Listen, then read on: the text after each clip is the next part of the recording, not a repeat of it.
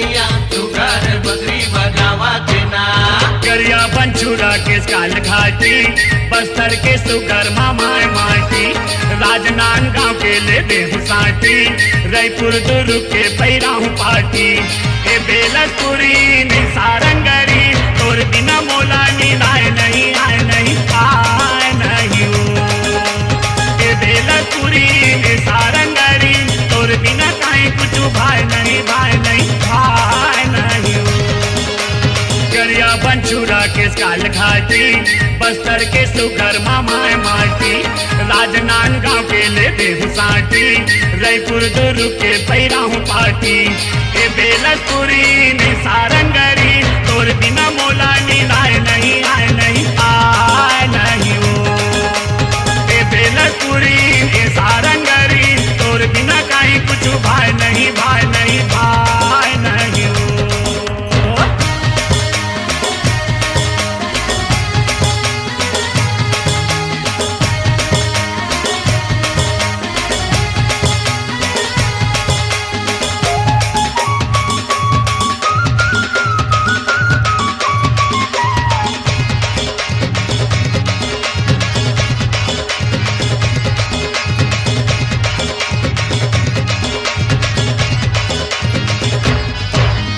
बाजारे बाजे डोंगर घर के बाजारे बाजे डोंगर घर के तोला कर्मा सुनाऊं खड़ा घर के ए धमधा वाली ए गंडई वाली तोर बिना मोला नीलाए नहीं आए नहीं आए नहीं ए बेलसपुरी ए सारंगरी तोर बिना काहे कुछ भाई नहीं भाई नहीं भाई नहीं।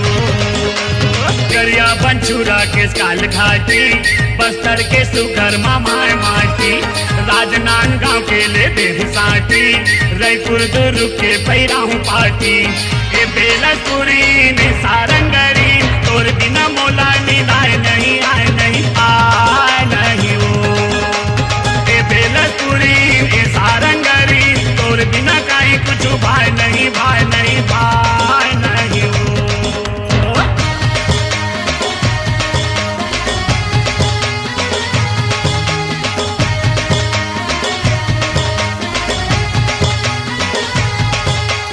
कदम के चैया झूले कन्हैया तू घर बदरी बजावा के ना।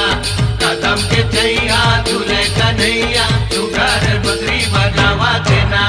राजिम के मेला तोला घुमाऊं राजिम के मेला तोला घुमाऊं कोई तो तीसी हवा नगरी देखाऊं ए धम तरीन ए आभंतुरीन तोर बिना मोला नीलाए नहीं आए नहीं आए नहीं ए बेलसपुरी ए सारंगरी तोर बिना काहे कुछ भाई नहीं भाई नहीं भाई नहीं।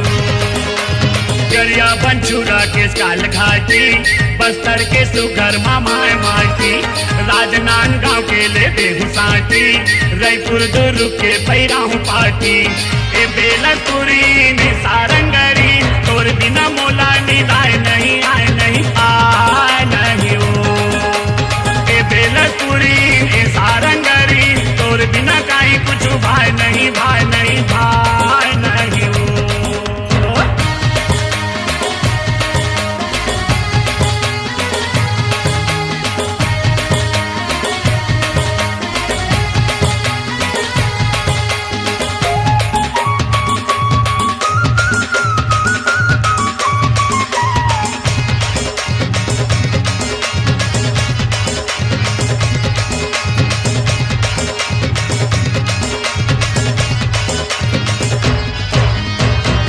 के मेट्री गार्डन घुमाऊं भिलई के मेट्री गार्डन घुमाऊं ऊंटई बाजार तोला मैं घुमाऊं ए भेलई वाली ए ऊंटई वाली तोर बिना मोला नीलाए नहीं आए नहीं आए नहीं ए बेलसपुरी ने सारंगरी तोर बिना काहे कुछ भाई नहीं भाई नहीं भाई नहीं।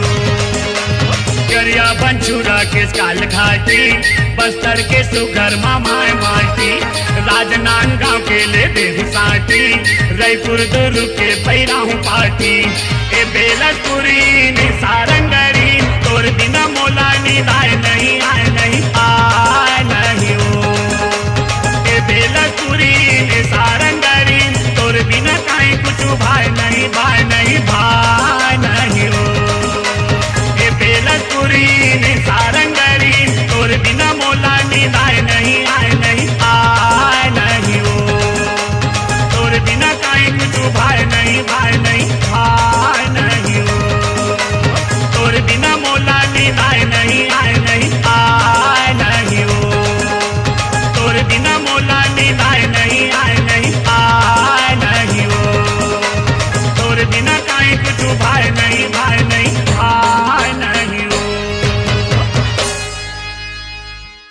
अपनी आवाज को दीजिए एक नया मुकाम। डिजिटल रिकॉर्डिंग की दुनिया का जाना पहचाना नाम स्वरांजलि, जहां गूंजती हैं ध्वनियां अपनी माटी की सौंधी सुगंध के साथ। छत्तीसगढ़ी संगीत के विविध रंग जो पहुंचाते हैं पूरे प्रदेश में डिजिटल रिकॉर्डिंग के संग। स्वरांजलि स्टूडियो, नेमीचंद गली नंबर 2, गंजपारा, रायपुर।